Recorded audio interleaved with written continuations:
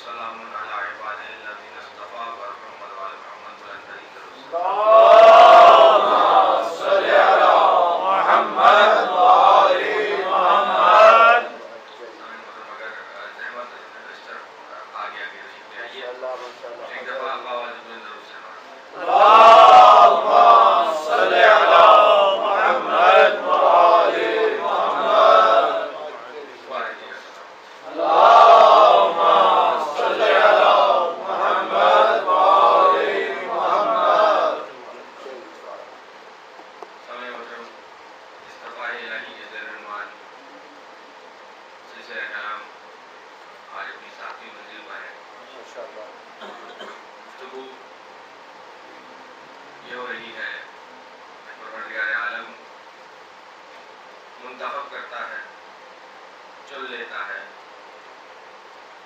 کن بنیادوں پر چنتا ہے اور کیوں چنتا ہے. یہ تو طے کر لیا. اس کا کچھ گفتگو آئی. ظاہر ہے کہ تمام میں اپنے کم علمی کا اعتراف کرتے ہوئے یہ کہنے میں حق بجانے ہوں نہ ہی جس حوالے سے ہم نے تمام جہتوں کا جائزہ لے سکے اور دامن وقت جو پیش نظر ہے اس میں بھی تمام جہتیں اس حوالے سے ممکن نہیں کہ ان کا مکمل احاطہ کیا جا سکے. عرض یہ کر رہا ہوں آپ کی خدمت میں کہ کیوں منتخب کرتا ہے اور کن بنیادوں پر منتخب کرتا ہے. اب جو اگلی بات آپ کی خدمت میں کرنی ہے کہ کیوں منتخب کیا اور کن بنیادیں منتخب کیا، کچھ نہ کچھ بات اس پر ہو گئی. تو منتخب کر کے کرنا کیا ہے؟ یہ تیسری جہت ہے. تو 6 تقریریں ہو چکی ہیں کیوں اور کیسے.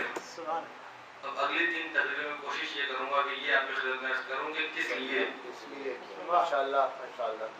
ظاہر دنیا تو پروٹوکول لینے کے لیے وی آئی پی بنتی ہے، دنیا اختیار لینے کے لیے وی آئی پی بنتی ہے، دنیا طاقت کو اپنی ذات میں مرتکز کرنے کے لیے وی آئی پی بننا چاہتی ہے، دنیا نام و نمود اور شہرت کی خواہش رکھتے ہوئے منتخب ہونا چاہتی ہے. تو جن کو یہ منتخب کر رہا ہے وہ ان احتیاجات کے ضرورت مند نہیں ہوتے. جنہیں وہ منتخب کرتا ہے وہ انہیں جو خود بے نیاز ہے انہیں غنی کر کے منتخب کرتا ہے. نہ انہیں منتخب ہونے کے بعد یا منتخب ہونے کے لیے نہ ان کے پیش نظر مال کا اکٹھا کرنا ہے، نہ دولت کا اکٹھا کرنا ہے، نہ سیاسی قوت کا اپنے ساتھ مجتمع کرنا ہے، نہ ان کے پیش نظر کوئی ایسی چیز جو ان کی اپنی ذات کو فائدہ دے رہی ہو. وہ کوئی ایسا مقصد پیش نظر نہیں ہوتا. تو جو منتخب کر رہا ہے، جو ان کا استعفیٰ کر رہا ہے، ظاہر ہے کہ اس ہی نے ان کو جو منتخب کیا تو کسی نہ کسی ذمہ داری کے حوالے سے منتخب کیا. اگر آپ کی سماعت ساتھ ہیں تو آج کے تک گفتگو کا آغاز کر دوں. ایک دفعہ آواز بلند سی ضرور سے نواز. اللهم صل على محمد وآل محمد. نورے حیدری حسینیت زندہ باد. یزیدیت مرد آباد. دشمنان اہل بیت بلعنت آواز بلندتر سلوات. اللهم صل على محمد وآل محمد. تو جناب والا سب سے پہلے اس نے منتخب کر کے نبیوں کو اور رسولوں کو بھیجا. ان کی غرض و غایت دیکھ لیجیے. پروردگار عالم نے ارشاد فرمایا کہ رسولا مبشرین و منذرین لئلا یکون علی الناس حجۃ لئلا یکون علی اللہ، کہ پروردگار عالم نے رسولوں کو بھیجا جو ڈرانے والے ہیں، بشارت دینے والے ہیں. اس لیے تاکہ لوگوں کی اللہ کے مقابلے میں حجت باقی نہ رہے. مقصد رسالت اس آیت میں یہ بیان کیا گیا کہ ہم نے رسولوں کو بھیجا جو ڈرانے والے ہیں، جو بشارت دینے والے ہیں، اس لیے کہ لوگوں کی اللہ کے مقابلے میں حجت باقی نہ رہے۔ مطلب یہ کہ جب حجت اللہ موجود ہوگی تو لوگوں کی حجت اللہ کے مقابلے میں باقی نہیں رہے گی۔ سبحان اللہ۔ آپ کو دوبارہ سے اس آیت تشریح طلب ہے، تفصیل طلب ہے، بزرگ تو اس کے حقائق سے واقف ہیں۔ میں دوہرا دوں اپنے نوجوان دوستوں کے لیے کہ ہم نے رسول بھیجے، رسول مبشرین و منذرین، ہم نے رسول بھیجے جو ڈراتے ہیں، جو بشارت دیتے ہیں، جو خوشخبری دیتے ہیں، جو ڈراتے ہیں۔ کس لیے؟ تاکہ لوگوں کی اللہ کے مقابلے میں حجت باقی نہ رہے۔ حجت کہتے کسی سب سے پہلے یہ دیکھیں، حجت کہتے ہیں دلیل کو، حجت کہتے ہیں ذہنی غلبے، یعنی ذہنی برتری، دلیل کا نام حجت ہے۔ تو رسول بھیجے اس لیے کہ لوگوں کی اللہ کے مقابلے میں کوئی حجت باقی نہ رہے، لوگوں کی خدا کے سامنے کوئی عذر اور کوئی دلیل نہ ہو کہ میں لا علم رہا، مجھے پتہ نہیں تھا، تو مجھے سزا نہیں دے سکتا، مجھے کیوں سزا دے رہا ہے۔ یہاں پر ایک جہت تو یہ ہے، لیکن دوسری جو اہم جہت آپ کو عرض کرنا چاہتا ہوں کہ مقصد رسالت یہ ہے کہ لوگوں کی حجت کے مقابلے میں خدا کی حجت قائم ہو جائے، خدا کی دلیل قائم ہو جائے۔ خدا کے دلیل ہمیشہ ذہن کو غالب کرتی ہے، ذہنی غلبے کا نام حجت ہے، ذہنی غلبے کا نام دلیل ہے۔ تو مجھے دست ادب باندھ کے عرض کرنے دیجئے کہ پھر جو دنیا یہ کہتی ہے کہ اسلام تلوار سے پھیلا، مقصد رسالت میں تلوار کہیں بھی نہیں ہے۔ اور جو یہ کہا هو الذی بعث فی الأمیین رسولا منہم یتلو علیہم آیاتہ ویزکیہم ویعلمہم الکتاب والحکمہ۔ آپ کے نبی کے جو چار کارہائے رسالت گنوائے گئے کہ تلاوت آیات کرتے ہیں، تزکیہ نفوس کرتے ہیں اور تعلیم کتاب و حکمت دیتے ہیں، ان چاروں میں بھی یہ بتلا دیجیے خدا نے کہیں کہا ہو کہ تلوار کے ذریعے میرے دین کی تبلیغ کرو۔ تو اس کا مطلب یہ ہے کہ یہ جو ہم پہ ایلیگیشن ہے کہ اسلام تلوار سے پھیلا اور دنیا کہتی ہے، جبکہ خدا نے یہ کہا کہ میں نے رسولوں کو اس لیے بھیجا، رسولوں کے سلسلے کا اسپرٹ خدا نے یہ بتلائی کہ دلیل قائم ہو، ذہنی غلبہ قائم ہو۔ دلیل ہمیشہ دو بنیادوں پہ ہوتی ہے، یا علم کی بنیاد پہ ہوتی ہے یا کردار کی بنیاد پہ ہوتی ہے۔ علم کے آئینے میں جو کردار ہے اس کی بنیاد پہ دلیل قائم ہوتی ہے۔ نیازوں سے توجہ رکھیے گا، آج دنیا یہ کہتی ہے، اور ہمارا تو ویسے ہی مسلمان اتنے بدنام ہو گئے ہیں دنیا میں کہ کہیں کوئی غیر مسلم کوئی شدت پسندی کا واقعہ کر لے، کوئی دہشت گردی کا واقعہ کر لے، تو وہ اس کو یہ نہیں کہیں گے کہ ایک عیسائی نے یہ کیا یا ایک یہودی نے یہ کیا یا ایک ہندو نے یہ کیا۔ مسلمانوں کا امیج اتنا خراب ہو گیا ہے دنیا میں کہ اگر کوئی کسی غلط کام میں کوئی مسلمان اگر ملوث ہو تو فوراً ہی اس کے غلط کام کو اسلام سے جوڑ دیا جاتا ہے۔ ایسے ہی ہے نا، شدت پسندی ہمارے ذمے اور دنیا کا فتنہ و فساد وہ فی سبیل اللہ ہم نے اپنے ذمے ویسے ہی لے رکھا ہے پچھلے کافی عرصے سے۔ تو مسلمان ماشاءاللہ اس معاملے میں پیش ہیں۔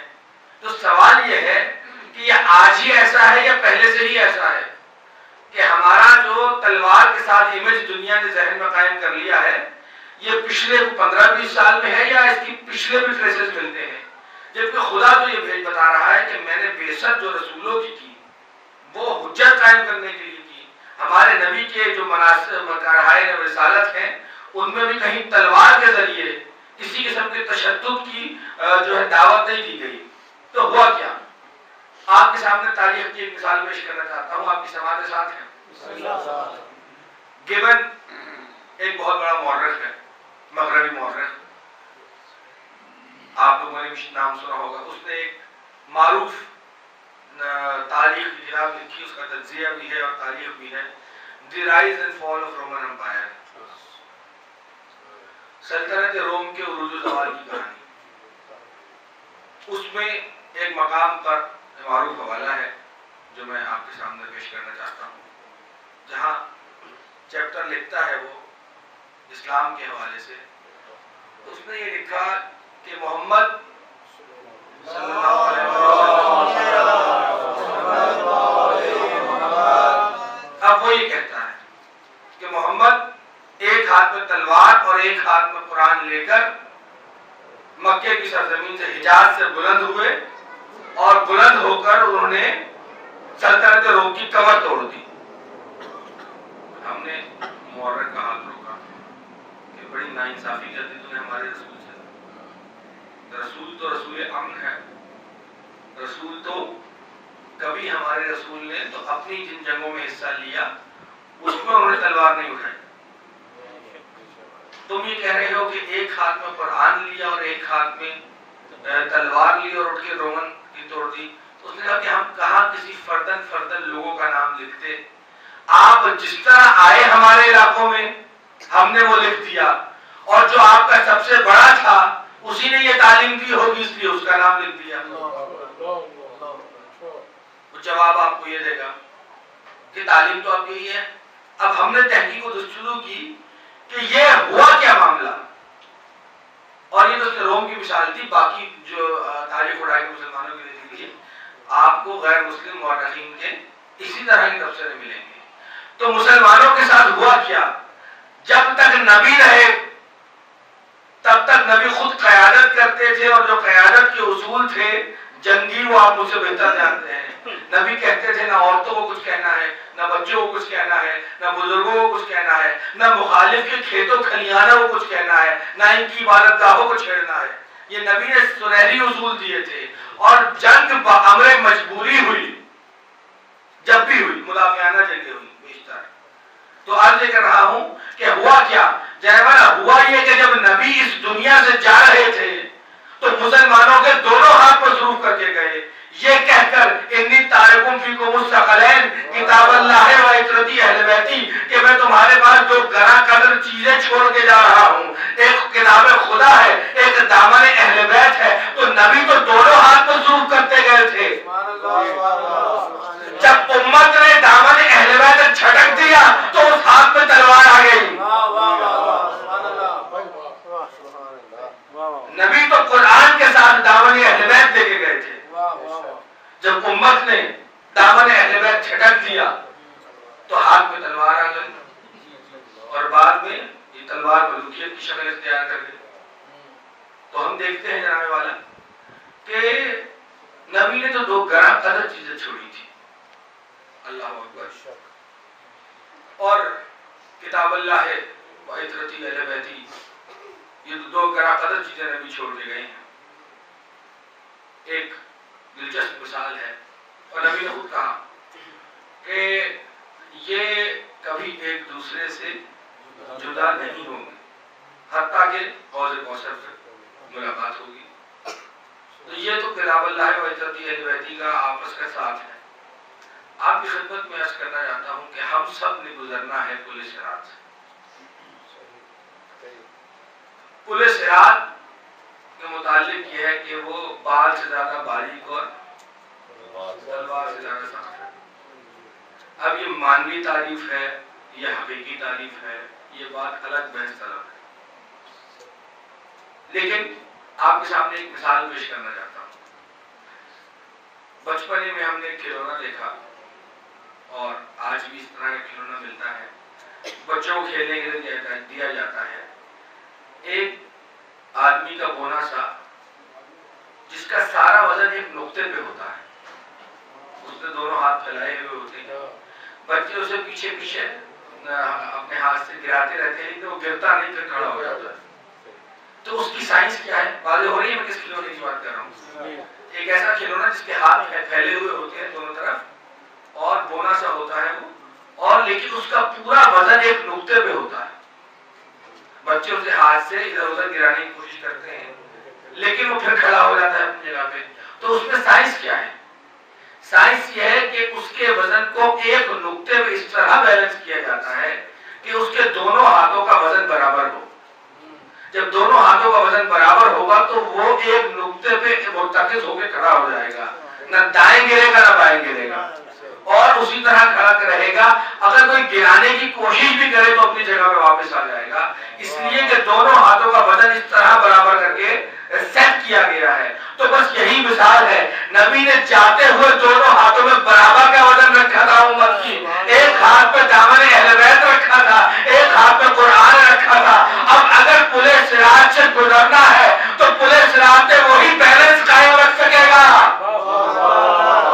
نعرہ تکبیر، نعرہ رسالت، نعرہ حیدری، کی شان میں ہدیہ صلوات. اللہم صلی علی محمد وآل محمد. پلے صراط پر وہی بیلنس قائم رکھ سکے گا کہ جس کے دونوں ہاتھ اس طرح برابر سے بدل لیے ہوئے ہوں. تو جناب والا آپ سے کر رہا ہوں کہ نبی تو دونوں ہاتھ مصروف کر کے گئے تھے، ایک ہاتھ میں کتاب اللہ دی تھی، ایک ہاتھ میں تحت اہل بیت دی تھی. اور جو ابتدائی کلام میں سوال آپ کی خدمت میں پیش کیا، گفتگو کا اب آنے والی گفتگو میں انشاءاللہ مرکز محور وہی بات ہوگی کہ ان کو مصطفیٰ بنایا، کیوں بنایا اور کیسے بنایا، یہ تو ہم کچھ نہ کچھ احاطہ کر چکے. کس لیے بنایا؟ تو ایک بات میں نے آپ کی خدمت میں عرض کی، اس لیے بنایا کہ خدا کی حجت قائم ہو سکے. اور جناب والا یہی وجہ ہے کہ دنیا میں جو لوگ وی آئی پی بنتے ہیں ان کے پیش نظر جو مقاصد ہوتے ہیں، جو خدا کے منتخب کرتا ہے ان کے پیش نظر یہ مقاصد نہیں ہوتے. اسی لیے اگر دنیا ایک صاحب حیثیت کو وی آئی پی کہتی ہے، صاحب اقتدار کو وی آئی پی کہتی ہے، صاحب تخت و تاج کو وی آئی پی کہتی ہے، اگر بادشاہ سے اقتدار چھین لیا جائے، جو کل تک وی آئی پی بادشاہ تھا آج فقیر ہو جائے گا، لوگ اس سے اس کی حیثیت کھینچ لیں گے. کل جس کو آپ دنیاوی دولت کی بنا پر بہت اہم آدمی کہہ رہے تھے، آج وہ بینکرپٹ ہو جائے، کاروبار ختم ہو جائے تو دور اپنے جو ہے اس کے وہ ساتھ چھوڑ جاتے ہیں. تو اس کی حیثیت جو کل تک ایک صاحب حیثیت نامور امیر آدمی کی تھی، آج وہ کسی شمار میں نہیں. تو دنیا کے بنائے ہوئے تو اس طرح گرتے ہیں، جیسے دنیا بناتی ہے ویسے ہی گر جاتے ہیں. لیکن وہ جو بناتا ہے چونکہ اس کی بنیادیں مختلف ہوتی ہیں. آپ کے سامنے مثال پیش کروں گا کہ نبی کے دو مختلف زندگی کے رخ پیش کر کے سوال آپ کی خدمت میں رکھنا چاہوں گا کہ نبی جب شب ہجرت مکہ سے مدینہ جا رہے تھے تو نبی کی کیا کیفیت تھی؟ رات کی تاریکی ہے، اپنی جان کو اس لیے بچا رہے ہیں کہ خدا کے مشن کے لیے ابھی رسول کو اپنی جان کا تحفظ کرنا ہے. ورنہ اگر خدا کے مشن کی وفا کے لیے جان دینا ہوتی تو نبی جان دے دیتے. ہجرت مدینہ جو ہوئی وہ خدا کے مشن کو آگے بڑھانے کے لیے اپنی جان کا تحفظ کرنا ضروری تھا، اس لیے شب ہجرت جا رہے ہیں. اور نبی چلے، لیکن رات کی تاریکی ہے، تنہائی ہے، اکیلا پن ہے. ایک یہ نبی کی کیفیت ہے. ایک کم و بیش 10 سال کے بعد نبی پلٹ کے مدینہ سے مکہ آئے فتح مکہ کے موقع پر، اور اس وقت نبی سپہ سالار بھی ہیں، قائد بھی ہیں، رہبر بھی ہیں، 10,000 سے زیادہ ساتھیوں کے ساتھ آ رہے ہیں. آپ سے سوال یہ ہے کیا اس وقت بڑے رسول تھے کہ جس وقت مکے کی رات نکلنا پڑا تنہائی کے عالم میں، یا اس وقت بڑے رسول تھے جب ایک قائد اور فاتح کی حیثیت سے مکے میں داخل ہوئے؟ نیازی حسین کس وقت بڑے رسول تھے؟ آپ پلٹ کے یہ کہیں گے نبی اس وقت بھی بڑے رسول تھے جب مکے سے رات کی تنہائی میں ہجرت کی، اور اس وقت بھی بڑے رسول تھے جب مدینے سے واپس مکے ایک فاتح کی حیثیت سے داخل ہوئے. تو پھر فرق کہاں آیا؟ نبی کے حیثیت اور مرتبہ میں تو فرق نہیں آیا، اس لیے کہ مصطفیٰ آپ نے نہیں کیا تھا، خدا نے استفا کیا تھا.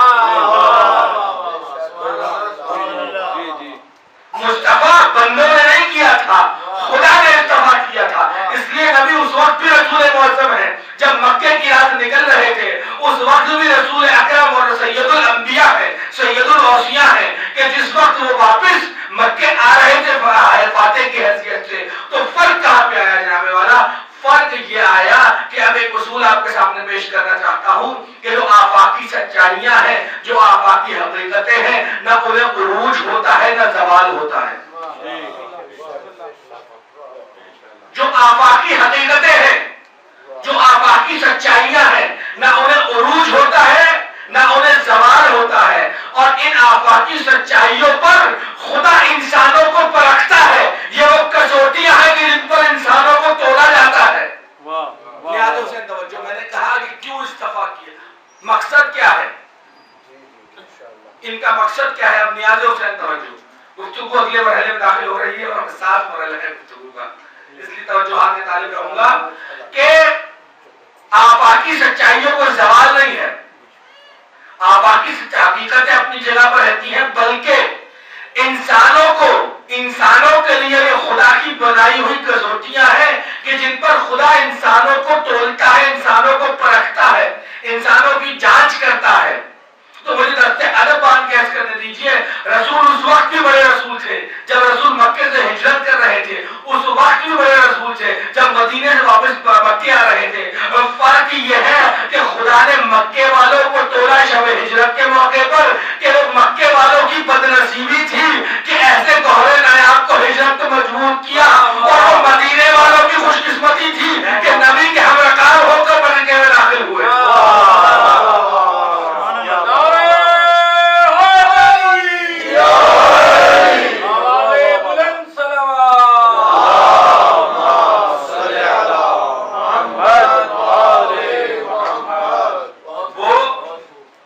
مکے والوں کی بدقسمتی تھی، بدنصیبی تھی کہ گوہر نایاب کو اس طرح ہجرت پر مجبور کیا، اور وہ مدینے والوں کی خوش قسمتی تھی کہ رسول معظم کے ہم رکاب ہو کر فاتحین کی حیثیت سے مکہ میں داخل ہوئے۔ نبی کا مرتبہ وہی ہے، بس نبی کی مائیت کی کسوٹی پہ لوگوں کو پرکھا جا رہا ہے۔ یہی وجہ ہے سامعین محترم کہ آپ نے ایک نظریہ خود سے تعمیر کر لیا، اسلام کے عروج و زوال کی داستان۔ بھائی اسلام کے عروج و زوال کی داستان کیسے ہو گئی؟ کیا جب خزانے پھیل رہے تھے، سرحدوں میں اضافہ ہو رہا تھا، تو آپ نے لکھا کہ اسلام کو عروج حاصل ہو رہا ہے، سرحدیں سمٹنے لگی، انتشار طوائف الملوکی آ گئی اور خزانے سمٹنے لگے، آپ نے لکھا اسلام کو زوال ہو رہا ہے۔ ہم نے 2 دفعہ قلم روکا آپ کا، یہ بتلائیے کہ زوال کیسے؟ کیا 17 رکعت کم ہو کے 15 ہو گئی ہے؟ 30 روزے کم ہو کے 15 رہ گئے ہیں؟ کیا زکوٰۃ ختم ہو گئی ہے؟ آپ نے کہا نہیں، وہ سب اپنی جگہ برقرار ہے۔ تو ہم نے یہ پوچھا کہ بھائی یہ بتلائیں اسلام کو زوال کیسے؟ آپ نے حکومت کے زوال کو اسلام کا زوال قرار دے دیا، اور اس کے ساتھ چالاکی سے یہ کام کیا کہ جتنے آپ کے بادشاہوں کے اور سلاطین کے دھبے تھے وہ سارے دامن اسلام پہ ٹرانسفر کر دیا۔ دیکھیے معاملہ یہ ہے، آپ نے کہا پشتون دنیا نکل گیا، اسلام کو زوال دیکھیے، سلطنت عثمانیہ ٹوٹ گئی جو ابھی پچھلی صدی میں ہوئی تھی، اسلام کا زوال دیکھیے۔ تو جناب والا یہ حکومتوں کا زوال ہے، حکومتوں کو عروج بھی حاصل ہوتا ہے، حکومتوں کو زوال بھی ہوتا ہے۔ وہی بات کہوں گا، اسلام ایک آفاقی سچائی ہے، یہ کسوٹی ہے انسان کو پرکھنے کی، نہ اسلام کو اس طرح عروج ہے نہ اسلام کو اس طرح زوال ہے، یہ لوگوں کے عروج و زوال کی داستان ہے جن کو اسلام کی کسوٹی پہ پرکھا جائے گا۔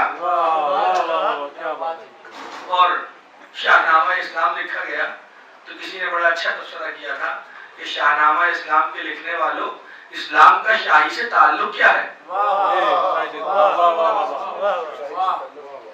اسلام کا شاہی سے تعلق کیا ہے؟ تو جناب والا بس آپ کی سماعت ساتھ ہے تو عرض کر رہا ہوں کہ نہ آفاقی سچائیوں کو عروج ہے اس طرح، نہ زوال ہے، یہ حقیقتیں ہیں۔ تو جب خدا ان کو شرف دیتا ہے، تو جس نے شرف دیا ہے وہ تو عز و منتشا، وہی اس شرف کو برقرار بھی رکھتا ہے۔ تو نبی اس وقت بھی رسول تھے اور نبی اس وقت بھی رسول تھے.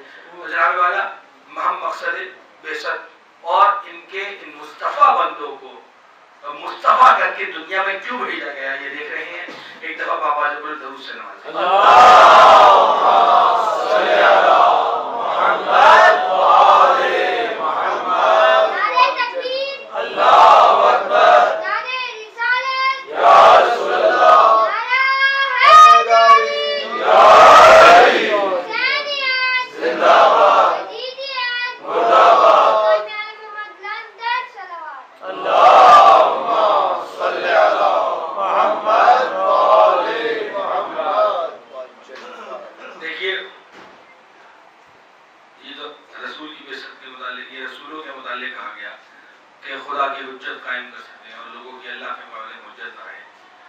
امامت کے متعلق معروف آیتیں ہیں آپ کی سماعتوں بالکل محفوظ، جس میں مقصد بتلایا گیا وَجَعَلْنَاهُمْ أَئِمَّةً يَهْدُونَ بِأَمْرِنَا.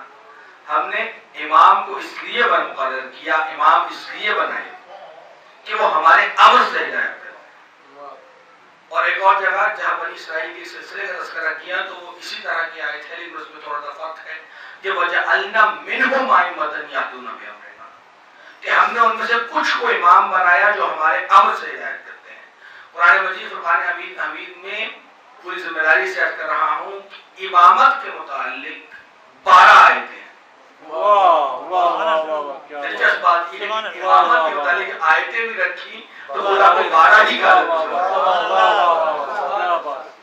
امامت کے معنی سے متعلق جس میں براہ راست یہ لفظ استعمال ہوا ہے، یہ روٹ ورڈ امام کا، اس کے 12 آیتیں ہیں جس میں کچھ لوگوں کو امام کہا گیا اور کتاب کو امام کہا گیا، جس میں جناب موسیٰ کتاب کو کہا گیا امام و رحمہ، یہ امام بھی اور رحمت بھی ہے ان کے صحیفے کو.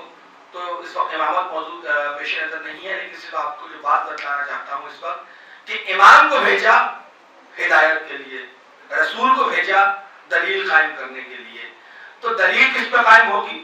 ہدایت کس کی ہوگی؟ آپ کی اور میری ہوگی. اور ہم کس عالم میں آئے تھے؟ گفتگو کو میں اپنی پچھلی گفتگو سے مربوط کرنا چاہتا ہوں. آپ کو 2 آیتوں کے حوالے دیکھیں کہ ہم اس دنیا میں آئے کہ واللہ اخرجکم من بطون امہاتکم لا تعلمون شیئا وجعل لکم السمع والابصار والافئدہ لعلکم تشکرون. ہم نے تمہیں اس عالم میں دنیا سے بھیجا، ہم نے تمہیں اس طرح دنیا سے بھیجا. خدا وہ ہے کہ واللہ اخرجکم من بطون امہاتکم، تم ماں کی شکم سے اس عالم میں نکلے کہ لا تعلمون شیئا، تم کچھ نہیں جانتے تھے، تم جاہل آئے. اب میں آپ کی خدمت میں عرض کرتا ہوں کہ آپ یہ دیکھیے کہ انسان اشرف المخلوقات ہے. جب کمتر مخلوق کا بچہ آتا ہے تو اس کی کیا کیفیت ہوتی ہے، اور جو یہ اشرف مخلوق ہے جو حضرت انسان ہے اس کی کیا کیفیت ہے. مرغی کا بچہ پیدا ہوا، پیدا ہوتے ہی دانا دن کر چگنے نکل گیا. مچھلی کا بچہ پیدا ہوا، پیدا ہوتے ہی تیرنے لگا. لیکن حضرت انسان کا بچہ جب دنیا میں آتا ہے تو 2 کمزوریاں لے کر آتا ہے، ایک جسمانی ناتوانی اور دوسری جو آیت نے اشارہ کیا لا تعلمون شیئا، جاہل دنیا میں آتا ہے. تو انسان جو اشرف ہے اس کا بچہ یہ کمزوریاں لے کر آیا. کتنی کمزوریاں؟ کم از کم 2 کمزوریاں، ایک جہالت کی کمزوری، ایک جسمانی ناتوانی کی کمزوری. اتنا کمزور ہے یہ حضرت انسان کا بچہ کہ ناک پر بیٹھنے والی مکھی ہاتھ سے نہیں اٹھا سکتا. اور یہی جب سرکش ہوتا ہے تو اتنا سرکش ہوتا ہے کہ ناک پہ مکھی نہیں بیٹھنے دیتا. اسی سرکشی کو ختم کرنے کے لیے ہدایت کو بھیجا گیا. جناب والا میں ایک اور حوالہ دے دوں گزشتہ تقریروں میں سے ایک گفتگو کا، ایک گفتگو کے ایک حصے کا، کہ جمادات، نباتات، حیوانات، انسانات کی 4 درجے بنائے. آپ ان درجوں سے واقف ہیں. سب سے کم درجہ جمادات کا، پھر نباتات کا، پھر حیوانات کا، پھر انسان کا. ہدایت ہمارے پاس ہی تو رکھی. اب حضرت انسان اشرف ترین مخلوق، نہ پتھروں کے لیے ہادی بھیجے، نہ پودوں کے لیے ہادی بھیجے، نہ جانوروں کے لیے ہادی بھیجے، انسان کے لیے ہادی بھیجا. حالانکہ ہمیں نعمت عقل سے نوازا، یہی ہمارا شرف ہے باقیوں پر، لیکن ہم محتاج ہدایت، وہ محتاج ہدایت نہیں ہے. تو جناب والا جہاں بہت سی وجوہات ہیں، ایک وجہ یہ بھی ہے کہ انسان ہمیشہ اپنی حد سے بڑھنے کی کوشش کرتا ہے. کبھی پتھر نے نہیں کہا کہ میں پودا ہوں, کبھی پودے نے نہیں کہا کہ میں جانور ہوں, کبھی جانور نے نہیں کہا میں انسان ہوں. یہ انسان ہے, کبھی کہتا ہے کہ میں خدا ہوں, کبھی کہتا ہے کہ میں رسول جیسا ہوں. یہ انسان ہے جو ہمیشہ اپنی حد سے بڑھنے کی کوشش کرتا ہے. تو عقل کے بچکے ہوئے گھوڑوں کے منہ میں جو لگام ڈالی گئی ہے, اس لگام کا نام ہدایت ہے.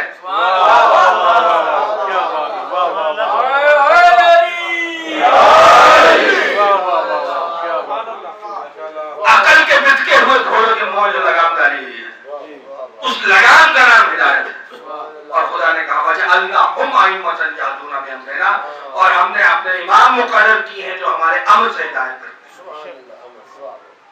اس کے امر سے ہدایت کرتے ہیں. اللہ تو جناب والا عرض کر رہا ہوں آپ کی خدمت میں کہ بات کہیں سے کہیں چلی جا رہی ہے کہ ہم نے یہ دیکھا کہ انسان کا بچہ دو کمزوریاں لے کر آیا. ایک کمزوری کیا؟ جسمانی کمزوری. ایک کمزوری ذہنی کمزوری.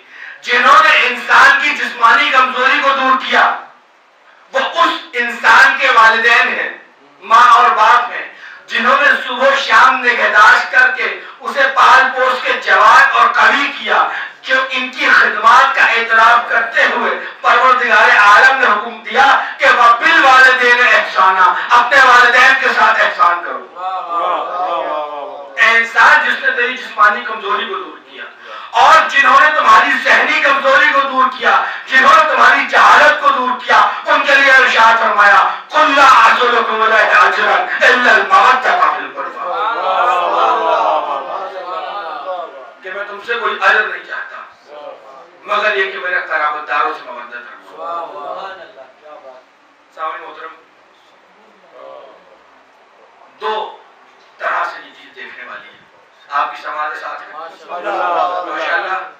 کورم مکمل ہو چکا ہے آج کی حد تک, اور اس کورم سے درخواست ہے کہ کل آپ حضرات اگر بر وقت 7:15 تشریف لے آئیں, کیونکہ میں 7:20 پر طبی ممبر ہو گیا تھا, اور انشاءاللہ کل اور پرسوں بھی غالباً جو ہے یہی وقت ہے, یہی وقت ہوگا, تو تاکہ بر وقت آپ تمام حضرات بھی آ جائیں اور تقریر اور گفتگو کے متعلق بھی بر وقت ہی بیان ہو کے وقت کے ساتھ تمام ہو سکے.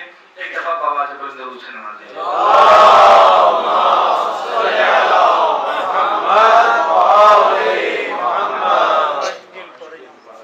تو جانے والا عرض یہ کر رہا ہوں کہ جنہوں نے ذہنی کمزوری کو دور کیا ان کے لیے کہلوا دیا کہ لا أسألكم عليه أجرا إلا المودة في القربى. اب آپ کی خدمت میں سوال رکھنا چاہتا ہوں کہ وہ عمل زیادہ بلند ہے کہ جو کسی معاوضے کے لالچ میں کیا جائے, یا وہ عمل زیادہ بلند ہے جو بغیر کسی معاوضے کے لالچ کے بے لوث کیا جائے؟ اور معاوضہ بھی ضروری نہیں پیسوں کی ضرورت میں ہو, بہت سے انداز سے معاوضہ ہو سکتا ہے. اب آپ مثال دیکھ لیجیے کہ ایک شخص نے رات کی تاریکی میں صدقہ و خیرات کیا, ڈونیشن دی, چندہ دے دیا کسی حوالے سے, کسی کو پتہ نہیں چلا, چاہے معمولی بھی ہو, حقیق بھی ہو, لیکن پردہ پوشی رکھ کے دیا. ادھر حکومت نے اعلان کیا کہ فلاں معاملے میں چندوں کی ضرورت ہے, اور اب ٹی وی کے اوپر آ کر کے اعلانات ہونے لگے. اب لوگ ایک دوسرے بڑھ چڑھ کے دے رہے ہیں, معلوم کر رہے ہیں اس نے کتنا دیا تھا اور اس نے کتنا دیا تھا. ان کے نام بھی نمایاں ہو رہے ہیں, اور ان کے ذہن میں یہ ہے کہ ہم آج جو ہے چندہ دے رہے ہیں, کل اس سے دوسرے فائدے بھی ہمیں ہو سکتے ہیں. تو وہ عمل بلند ہے جو پوشیدہ کر کے دیا گیا, یا وہ عمل بلند ہے جو اس طرح دکھا کے جتا کے دیا گیا؟ یعنی دوسرے معنی میں کہنا چاہتا ہوں کہ وہ عمل جس کے حوالے سے کوئی معاوضہ یا منفعت انسان کے ذہن میں آ جائے وہ عمل بلند ہے, یا وہ عمل جو بالکل بے لوث ہو وہ عمل بلند ہے. تو جب چھوٹے چھوٹے رسول آتے رہے تو وہ کہتے رہے لا أسألكم عليه أجرا, میں کوئی اجر نہیں مانگتا. نبی سے پہلے آپ کے اور میرے رسول سے پہلے جتنے رسول آئے قرآن مجید نے مختلف مقامات پر مختلف رسولوں کا یہ قول ریکارڈ کیا ہے کہ لا اسألکم علیہ اجرا، مجھے کوئی اجر نہیں چاہیے، مجھے کوئی اجر نہیں چاہیے۔ آدم نے کہا کہ جناب نوح نے کہا، ابراہیم نے کہا، تمام انبیاء کہتے رہے ہمیں اجر نہیں چاہیے، لیکن جو سب سے بڑے رسول آئے انہوں نے کہہ دیا مجھے قرابت داروں کی مودت رکھو۔ تو ہم یہ کہیں گے جو چھوٹے چھوٹے استاد پڑھانے کے لیے آتے رہے انہوں نے تو ٹیوشن فیس مانگی نہیں، جو سب سے بڑے استاد آئے وہ کہہ رہے ہیں میں ٹیوشن فیس دوں گا۔ آپ کہیں گے بھائی چھوٹے استاد اچھے تھے بغیر فیس کے پڑھا گئے، آپ ابھی تک رب اللسان ہیں کہ سید الانبیاء سید الاولیاء یقیناً ہیں، لیکن انہوں نے کہا کہ اس ٹیوشن کی فیس دوں گا اور فیس بھی رکھی ہے قرابت داروں سے محبت رکھو۔ تو یہ کیا ہوا؟ سواد سادے سامنے یہ کیا ہوا کہ باقیوں نے نہیں مانگا انہوں نے مانگا۔ تو سب سے پہلے یہ دیکھ لیجئے کہ نبی نے خود نہیں کہا، آپ آیت میں موجود قل کو بھول رہے ہیں۔ نبی کی زبان سے کہلوایا جا رہا ہے کہ قل آپ کہیے مانگیے، قل لا اسألکم علیہ اجرا الا المودۃ فی القربى۔ نبی تو نہ مانگتے لیکن خدا نے کہا مانگو، اس لیے کہ جب تک چھوٹے چھوٹے استاد آتے رہے اس وقت تک انسانیت کا کورس مکمل نہیں ہوا۔ جب سب سے بڑا استاد آ گیا اس نے جب کورس مکمل کرا لیا تو جس نے بھیجا تھا استادوں کو اس نے کہلوایا کہ اب ان سے فیس بھی طلب کرو۔ نعرہ تکبیر، اللہ اکبر، نعرہ رسالت، سلیمان، نعرہ حیدری، بلندتر صلوات، اللہم صلی علی محمد وآل محمد۔ جس استاد نے نعرہ دیگر صلوات،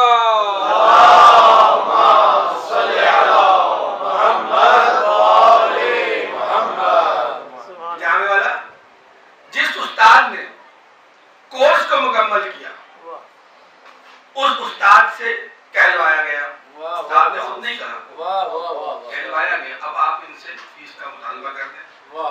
اب ہم نے انسانیت کی ہدایت کا کورس مکمل کیا، اب آپ ان سے فیس طلب کریں، قل لا اسألکم علیہ اجرا الا المودۃ فی القربى۔ اب جناب والا اتنا واضح حکم ہے، یہ تو اب اجر کے معاملے میں تو کچھ کر نہیں سکتے، تو اب لوگوں نے دور کی کوڑی لائی کہ سارا زور قربا پہ نکالا کہ قربا کا ترجمہ کیا ہونا چاہیے۔ آپ کو مسلمانوں ہی کی یہاں یہ بحثیں ملیں گی، کچھ لوگوں نے یہ کہا کہ قربا سے مراد نبی جو ہیں وہ معاذ اللہ یہ غیر مسلموں کو کہہ رہے ہیں۔ یہ آپ کو بحثیں ملیں گی ہمارے یہاں کہ گویا وہ ابو جہل اور ابو لہب کو کہہ رہے ہیں کہ میں تم سے کوئی اجر نہیں مانگ رہا مگر یہ کہ تمہیں جتنی محنت کر رہا ہوں رسالت کا پیغام دے رہا ہوں تم میری قرابت داری کا ہی خیال کر لو۔ نعوذ باللہ، یعنی ہم یہ جو ہے ہمارے لیے یہ تصور محال ہے کہ نبی خود اجر طلب کریں گے۔ آپ یہ کہنا چاہ رہے ہیں نبی کے حوالے سے کہ وہ ابو لہب اور ابو جہل سے کہیں گے معاذ اللہ۔ تو جناب والا ان بحثوں میں نہیں پڑھنا جو کرتی رہی تاریخ میں امت مسلمہ کہ کیا مراد ہے اور کیا نہیں مراد، آپ بھی جانتے ہیں میں بھی جانتا ہوں، ہمارے علماء اور خطبہ ثابت کرتے رہتے ہیں۔ صرف ایک بات یہ کرنی ہے، ایک گوشہ دینا آپ کی خدمت میں چاہتا ہوں کہ یہ کہا کہ میرے قرابت داروں سے محبت رکھو، اب نبی نہیں کہہ رہے، جو کہلوا رہا ہے اب اگر قرابت ڈھونڈنی ہے تو اس سے ڈھونڈیے، اب رسول سے قرابت نہ ڈھونڈیے خدا سے قرابت ڈھونڈیے جو کہلوا رہا ہے کہ میرے قرابت داروں سے محبت رکھو۔ ماتھے پہ ہو سکتا ہے کہ شکن آ جائے، یہ کیسی آپ نے بات کی خدا سے قرابت؟ آپ نماز پڑھتے ہوئے کیا نیت کرتے ہیں؟ آپ کی نماز تو قربت اللہ جائز ہے، اگر ہم کہیں کہ ایسی شخصیتیں ڈھونڈو جو خدا سے قریب ہے تو مشکل ہو جائے گی۔ تو جناب والا عرض کر رہا ہوں کہ فیس میں مودت کو رکھا گیا، نبی کے قرابت داروں کی مودت کو رکھا گیا۔ اب آپ کے سامنے دنیا کا ایک اصول بتلانا چاہتا ہوں وہ یہ ہے کہ ہم نے دنیا کے مدارس میں یہ دیکھا، دنیا کے انسٹیٹیوشنز میں یہ دیکھا، دنیا کی یونیورسٹیز میں یہ دیکھا کہ جب لوگ داخلہ لیتے ہیں تو کچھ نہ کچھ فیس رکھی جاتی ہے. جتنا بڑا ادارہ ہوتا ہے اتنی مہنگی فیس ہوتی ہے. سرکاری ادارہ ہے، آپ اور ہم جانتے ہیں سرکاری اسکولوں کا معیار پاکستان کی حد تک گرتا چلا جا رہا ہے. تو سرکاری اداروں میں جہاں ایسی تعلیم ملتی ہے وہاں ویسی ہی فیس ہوتی ہے، اور جو محنت سے ادارے بنائے گئے ہیں وہ اتنی ہی فیس لیتے ہیں. تو جو فیس خدا نے اپنے ادارے کے لیے رکھی وہ مودت رکھی. آپ سے پوچھنا چاہتا ہوں کہ یہ فیس زیادہ ہے یا کم؟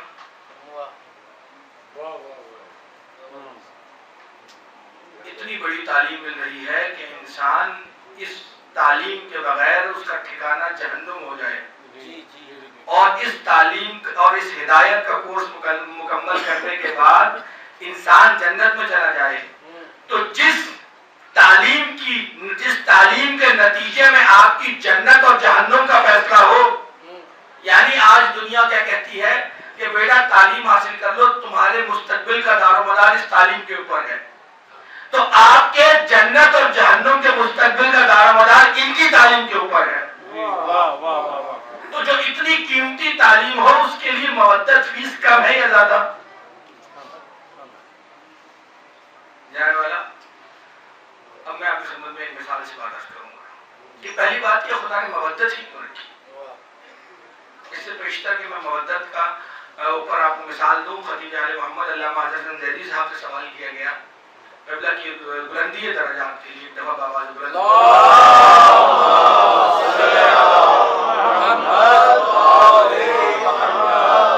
اور اس حوالے سے اس باب میں ہمیشہ میں یہ بات دہراتا ہوں کہ قبلہ سے یہ سوال کیا گیا، قبلہ یہ فرمائیے کہ مودت میں اور محبت میں کیا فرق ہے؟ اور کیا خوبصورت جواب ہے، اور ہمیشہ قند مقرر کے طور پر میں اس بارے میں دہراتا ہوں. یہ قبلہ نے کہا کہ محبت وہ جذبہ انسانی ہے کہ انسان محبت پر اپنا سب کچھ نشاور کر دیتا ہے، اپنا سب کچھ محبت پہ قربان کر دیتا ہے. محبت وہ جذبہ عالی ہے. اور قبلہ نے کہا کہ مودت وہ عالی ترین جذبہ انسانی ہے کہ جس پر انسان اپنی محبت کو بھی قربان کر دیتا ہے. تو آل محمد کے لیے محبت نہیں مانگی گئی، مودت مانگی گئی ہے. تو میں نے عرض کیا آپ کی خدمت میں کہ خدا نے ہدایت کا کورس مکمل کرنے والوں کے لیے جو فیس رکھی ہے اس فیس کا نام مودت ہے. تو میں یہ پوچھنا چاہتا ہوں مودت ہی کو کیوں رکھا گیا؟ ہم نے دستور زمانہ یہ دیکھا کہ جس کے پاس جس شے کی کمی ہوتی ہے ہمیشہ وہ اس شے کی کمی کا شکوہ کرتا ہے. کسی کے پاس دولت کی کمی ہے وہ دولت کے لیے شکوہ کنا ہے، کسی کے پاس حسن و جمال کی کمی ہے وہ حسن و جمال کے لیے شکوہ کنا ہے، کسی کے پاس جسمانی قوت کی کمی ہے اس جسمانی ناتوانی کی وجہ سے وہ شکوہ کنا ہے. جس کے پاس جس شے کی کمی ہوتی ہے وہ اس کے لیے شکوہ کنا ہوتا ہے. لیکن محبت ایک ایسی چیز ہے کہ کسی کے پاس محبت کی کمی نہیں. آپ نے کبھی یہ سنا کہ کوئی شخص یہ شکوہ کرے کہ میرے 4 بیٹے ہیں، میں 4 سے محبت کیسے کروں؟ میرے 5 بھائی ہیں، 4 بیٹے ہیں، 6 بہنیں ہیں، اتنے سارے لوگوں کی میں محبت کہاں سے لاؤں؟ محبت کم پڑنے لگی ہے. تو پتہ یہ چلا انسان ہمیشہ شکوہ کرتا ہے جس چیز کی کمی ہو، لیکن کبھی انسان نے محبت کی کمی کا شکوہ نہیں کیا. خدا نے اس لیے مودت کو فیس رکھا کہ کل کوئی بروز قیامت یہ نہ کہہ سکے کہ میرے پاس تھی نہیں اس لیے ادا نہیں کر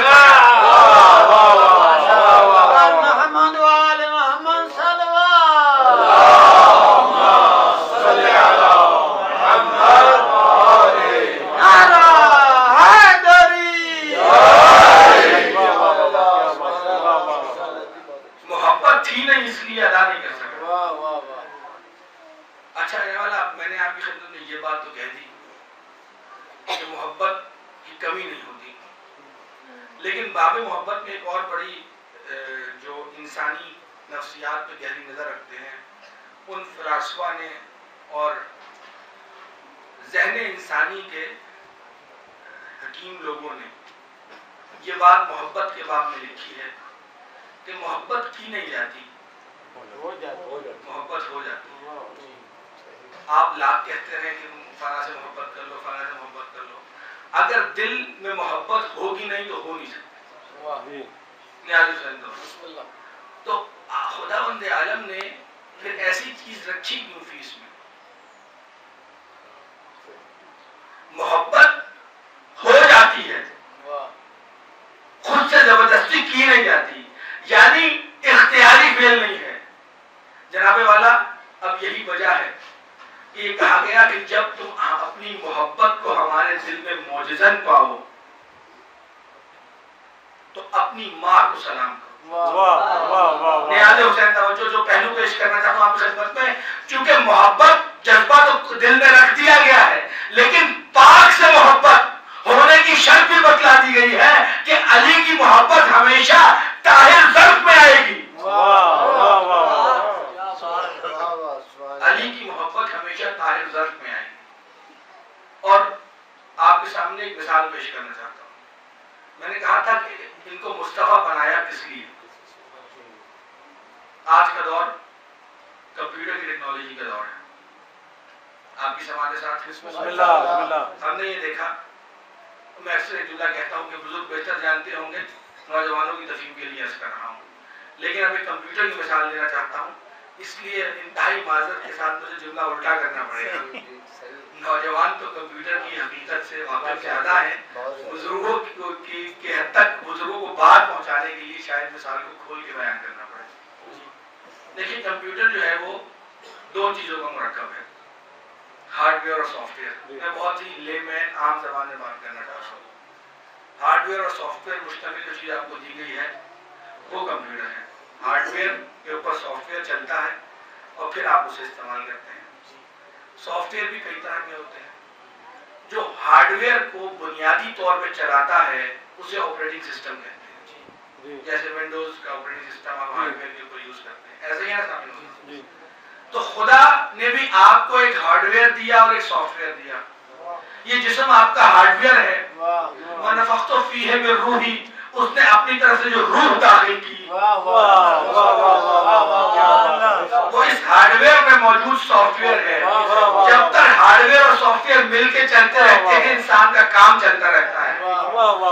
جہاں ہارڈ ویئر فارغ ہو گیا یا سافٹ ویئر خدا نے نکال لیا، وہیں میں مشین کنڈم ہو جائے گی. بات واضح ہوئی سامنے. اب ہم نے دیکھا جو آپریٹنگ سسٹم خدا نے رکھا وہ جو روح رکھی اور اس کی مدد سے جو فیصلہ کرتا ہے نا. ایک اور چیز ہے اس کو ہم پروسیسر کہتے ہیں. ہارڈ ویئر میں پروسیسر کا لگا ہوتا ہے، سافٹ ویئر پروسیسر کی مدد سے کام کرتا ہے. وہ پروسیسر جو انسان میں رکھا اسے نعمت عقل کہتے ہیں. اب مثال کی تفہیم مکمل ہو گئی آپ کے سامنے. میں جو اس مثال سے مقصد حاصل کرنا چاہتا ہوں وہ رکھنا چاہتا ہوں. ہم نے دیکھا کہ جب کمپیوٹر ہارڈ ویئر اور سافٹ ویئر کے ساتھ آپ خرید کے لے کے آئے اور آپ نے کمپیوٹر کو کمپیوٹر کی دنیا سے منسلک کر دیا، یعنی انٹرنیٹ پہ گئے، تو جس نے بھیجا تھا فوراً ہی کہا کہ بھائی ایسے انٹرنیٹ پہ نہ جانا، پہلے اس پہ اینٹی وائرس انسٹال کر لو. بلکہ وہ ہوتا یہ ہے کہ اگر آپ اچھی جگہ سے لیں تو کمپیوٹر میں سافٹ ویئر کے ساتھ آپریٹنگ سسٹم کے ساتھ اینٹی وائرس ڈال کے دیتا ہے، بلٹ ان ہوتا ہے. جب آپ برانڈڈ مشین خریدتے ہیں، ان برانڈڈ جو مختلف پرزے جمع کر کے خریدی جوڑ کے لی جاتی ہے اس میں اس طرح کی چیزیں نہیں ہوتی، کہیں کا کوئی پرزہ ہے کہیں کا کوئی پرزہ ہے. جب برانڈڈ مشین آپ کمپنی سے لیتے ہیں تو اس میں ساری چیزیں بلٹ ان اینٹی وائرس ہوتا ہے. اور ایک اور چیز ہوتی ہے جسے آپ کہتے ہیں فائر وال. فائر وال کی سیٹنگز کی جاتی ہیں تاکہ وائرس داخل نہ ہو سکے. بس دو بات یاد رکھیے گا، جن ڈیوائسز میں مینوفیکچرنگ فالٹ نہیں تھا خدا نے ان ڈیوائسز میں محبت اہل بیت کا اینٹی وائرس ڈال کے اس دنیا میں بھیجا. وہ ڈیوائسز جن میں مینوفیکچرنگ فالٹ نہیں تھا ان میں خدا نے محبت اہل بیت کا اینٹی وائرس ڈال کے بھیجا. یہ وہ اینٹی وائرس ہے کہ جس کے لیے نبی کی حدیث آپ کے سامنے پیش کر رہا ہوں کہ علی کی محبت وہ محبت ہے جو گناہوں کو اس طرح کھا جاتی ہے جیسے آگ خشک لکڑیوں کو کھا جاتی ہے.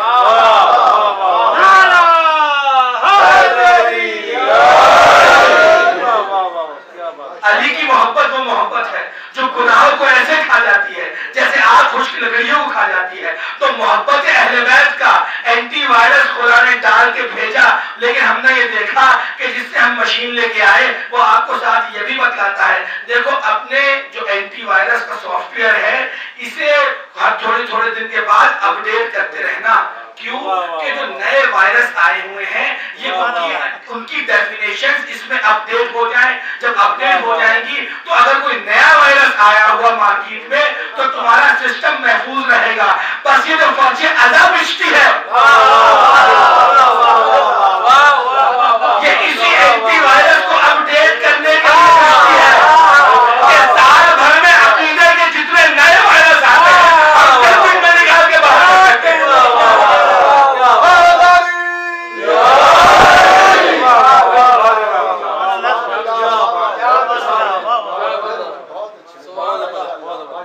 سال بھر میں عقیدے کے جتنے وائرس آتے ہیں یہ فرش ادا کا اعجاز ہے کہ آپ کے محبت کے اینٹی وائرس جو سسٹم ہے اسے اپ ڈیٹ کر کے بھیج دیتی ہے. اس لیے فرش ادا کے بڑے فائدے ہیں. اگر آپ کی سماعت ساتھ ہیں ایک دفعہ بآواز بلند درود صلی علی محمد اور جناب والا کیا کہنے جاتے ہیں امیر المومنین. اس محبت کے بڑے فائدے ہیں. اس محبت کے بڑے فائدے ہیں. ایک فائدہ اس سے پیشتر کہ میں محبت کا ایک بڑا قیمتی فائدہ آپ کی خدمت میں عرض کروں. یہ دکھانا چاہتا ہوں ایک منظر آپ کو کہ ہر چیز کے کم از کم 4 وجود ہوتے ہیں. ایک وجود ہے لفظی، ایک وجود ہے مکتوبی، ایک وجود ہے تصوری یا خیالی، اور ایک وجود ہے حقیقی. مثلا پانی، جب میں نے زبان سے پانی کہا جس کا لفظی وجود ہے، جب میں نے کاغذ سے پانی لکھا جس کا مکتوبی وجود ہے، جب میں نے تصور میں پانی کا تصور لے کے آیا اس کا خیالی وجود ہے. لیکن جب میں نے پانی کو حقیقت میں پی لیا تو میں اس کے حقیقی وجود سے فیضیاب ہو گیا. ہم نے یہ دیکھا کہ اگر انسان کو پیاس لگی ہو تو جب تک حقیقی وجود سے وہ متمسک نہیں ہوگا اس کی پیاس بجھے گی نہیں. زبان سے کہتے رہے پانی، خیال کرتے رہے پانی کا. زبان سے کہنے سے اور خیال کرنے سے اور کاغذ پہ لکھنے سے پیاس بڑھے گی تو صحیح، سیرابی نہیں ہوگی. لیکن خدا نے علی کو وہ وجود دیا ہے کہ علی چاروں صورتوں میں فائدہ مند ہے. چاہے علی کا خیالی وجود ہو، چاہے علی کا لفظی وجود ہو، چاہے علی کا مکتوبی وجود ہو، چاہے علی کا حقیقی وجود ہو. حقیقی وجود میں تو ہے ہی نائب رسول، امام امت، ہادی برحق، مشکل کشائے دو جہاں، یہ تو مولا کا حقیقی وجود ہے ہی. لیکن جب نبی نے کہا ذکر و علی کیوں عبادت، علی کا ذکر بھی عبادت ہے تو علی کا لفظی وجود بھی فائدہ دے رہا ہے. جب نبی نے کہا علی کی محبت عبادت ہے تو اللہ اکبر علی کا خیالی وجود بھی عبادت ہے.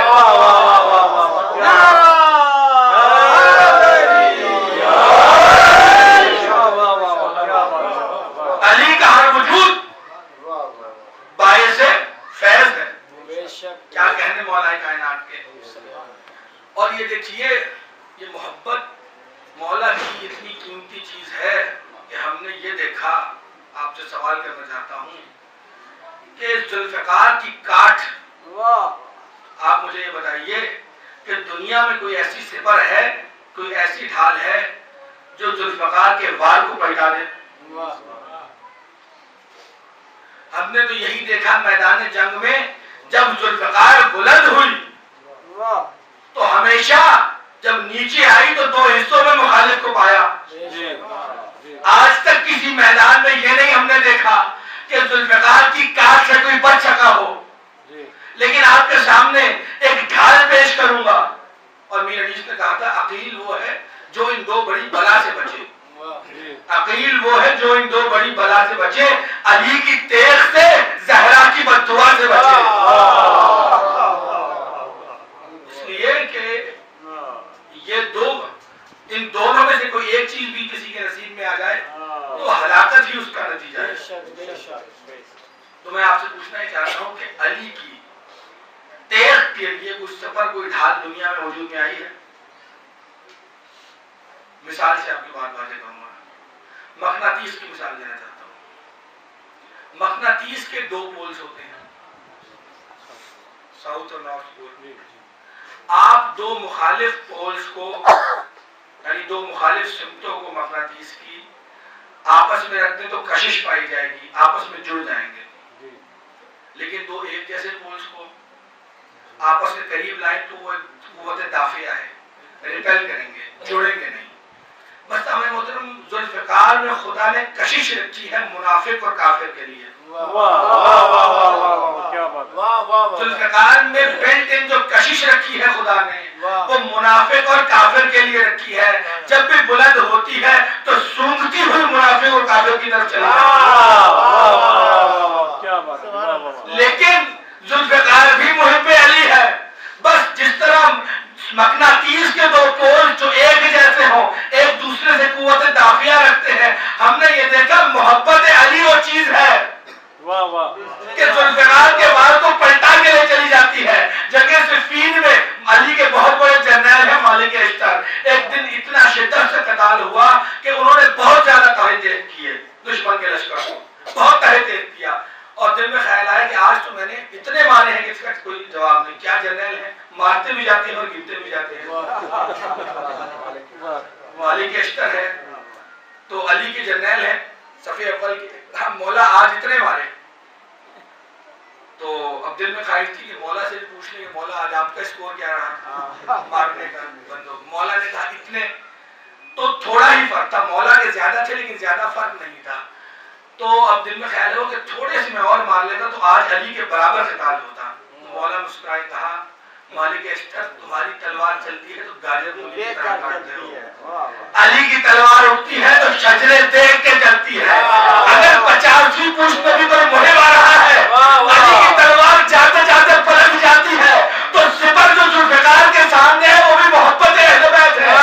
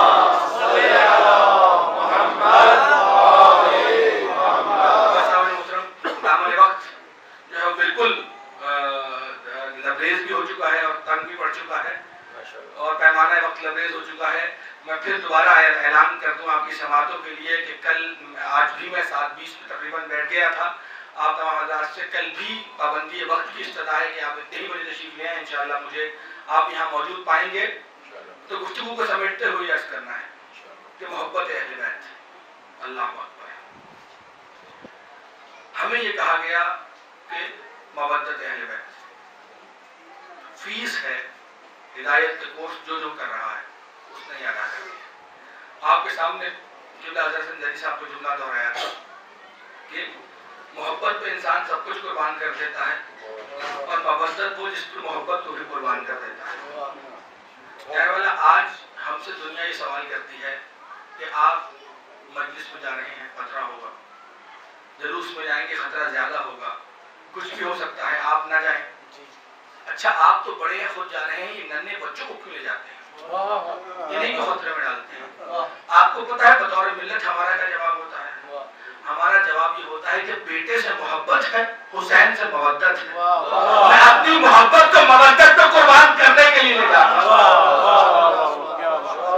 अब अय्याम जुलूस आ रहे हैं, जिसके दिल में मवद्दत अहले बैत है, और यकीनन जितने यहाँ मौजूद हैं सबके दिलों में मवद्दत अहले बैत है, अपने दिल को गनी और मजबूत करें मोहब्बत अहले बैत से और उसी शौकत का मुजाहिरा करें जिस शौकत का मुजाहिरा आप हर साल करते हैं। ये अदना से तालिब इल्म की हैसियत से पैगाम दे रहा हूँ, किसी घबराने की जरूरत नहीं। उनसे मवद्दत है तो मवद्दत का तकाजा ही है कि जब वो बुलाएं तो उनकी बज़्म में जाओ, हर खतरे को निगाह से हटा के जाओ। हबीब का पढ़ चुका, खुर का पढ़ चुका कि जब मौला की खिदमत में गए तो कैसे गए। अल्लाह अकबर, जब गैरों के जज्बों का ये आलम है तो हुसैन के अपने हैं। अल्लाह अकबर, भाई को भाई से बहुत मोहब्बत है। हसन को हुसैन से मोहब्बत थी, हुसैन को हसन से मोहब्बत थी। हसन दुनिया से चले गए। मोहतरम, हमने दुनिया का दस्तूर देखा कि इंसान को अपनी औलाद से मोहब्बत होती है। आपका मेरा कोई बच्चा बीमार हो जाए, जहाँ डॉक्टर इलाज कराएंगे वहाँ किसी आलिम दीन के पास, किसी बुजुर्ग के पास भी लेके जाएंगे, कोई दुआ पढ़ दीजिए, कोई तावीज़ लिख दीजिए, इसको शिफा हो जाए, इसको जिंदगी मिल जाए।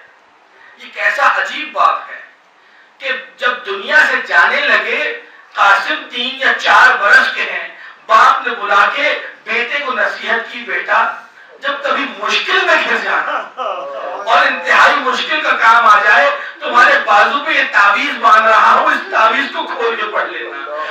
हसन ने कासिम के बाजू पे जिंदगी का तावीज नहीं बांधा। ये कैसा बाप है और ये कैसा बेटा कि हसन ने तावीज बांधा भी तो मौत का तावीज बांधा।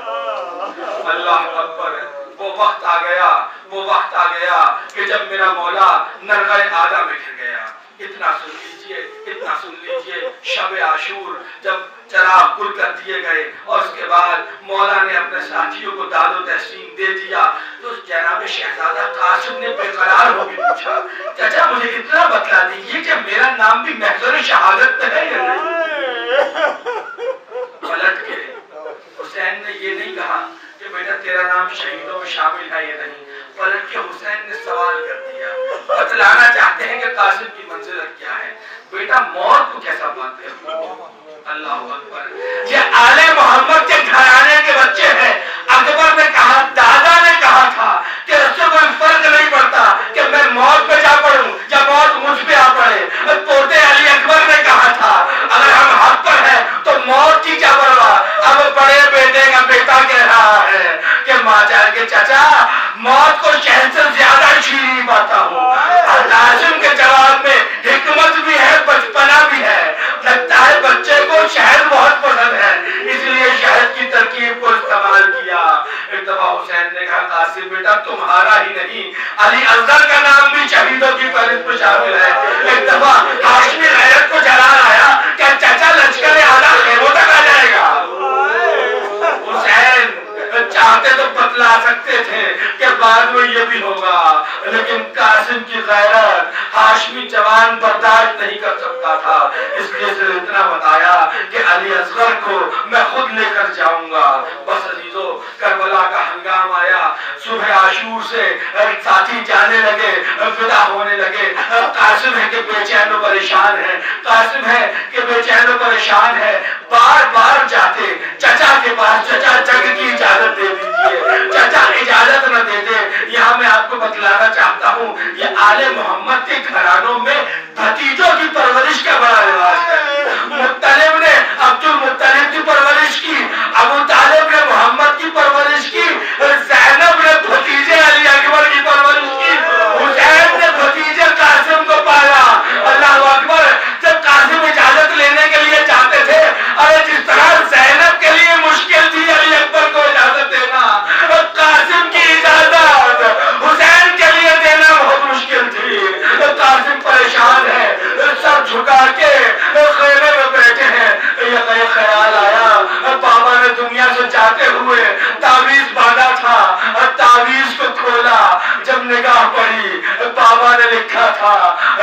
कासिम बेटा, जब तावीज खोलोगे तो अपने आप को दुश्मनों में खिला पाओगे।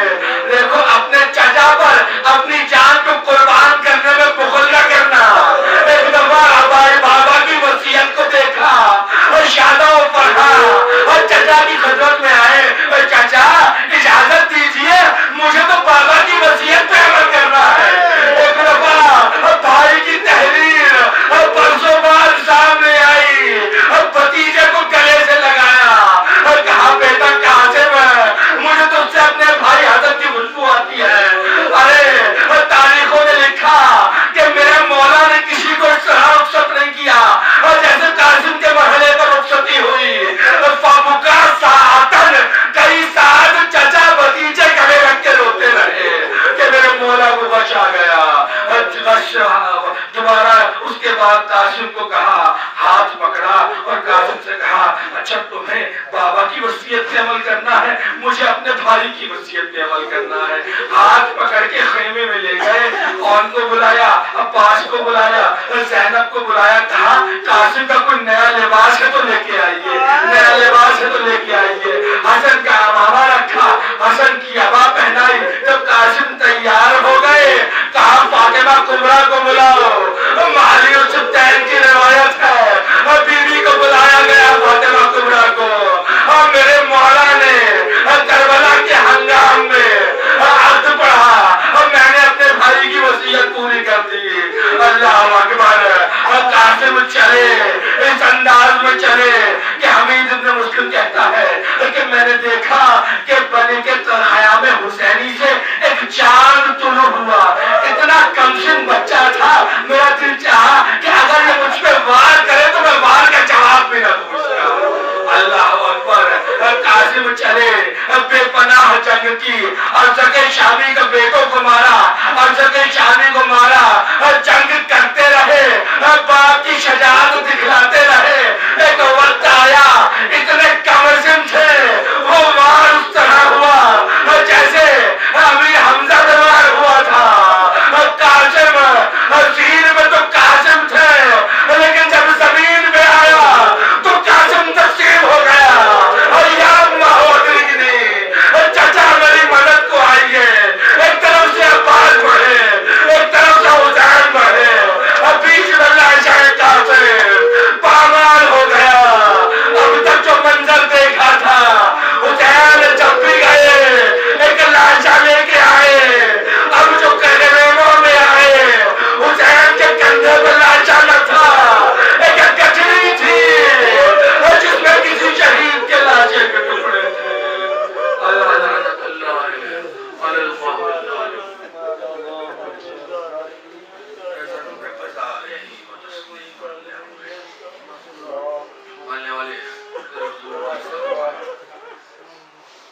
हमारी इस कोशिश कामिश को अपनी बारगाह में मौनवान हिफाज़त के जितने हाज़िरीन महफिल हैं, जितने शरनाए महफिल हैं, जितने शरई हाजात को जो बीमार हैं, बीमार करबला के सबके शिफाए कामिला वाहिया, जो बेगुनाह असीर हैं, असीर बुखरात के सबको रिहाई अता।